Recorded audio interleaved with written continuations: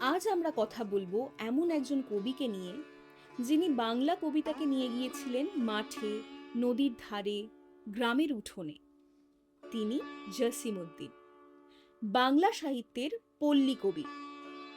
জন্ম ১৯০৩ সালে ফরিদপুরে। ছোটবেলা থেকেই তিনি খুব কাছ থেকে উপভোগ করেছেন গ্রাম বাংলার জীবন, মানুষের দুঃখ, ভালোবাসা, লোকগান, মাটির গন্ধ। এবং সেটাই পরবর্তীকালে হয়ে ওঠে তার কবিতার ভাষা। কলকাতা বিশ্ববিদ্যালয়ে বাংলা সাহিত্য নিয়ে পড়াশোনা, পরে লোকসাহিত্য সংগ্রাহক হিসেবেও কাজ করেন।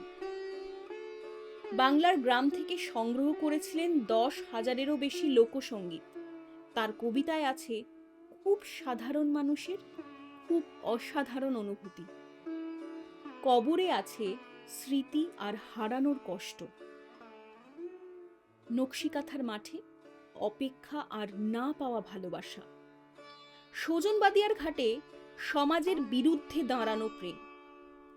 আবার রাখালি, ধানক্ষেত, মাটির কান্না, পদ্মা নদীর দেশে সব জায়গাতেই ফিরে ফিরে আসে বাংলার গ্রামের মানুষ। হয়তো সেই কারণেই আজও, এত বছর পরেও জসিমউদ্দিনের কবিতা পড়লে মনে হয় এগুলো কারো লেখা না, এগুলো যেন আমাদের নিজেদের গল্প। তোমাদের পছন্দের কবিতা কোনটা?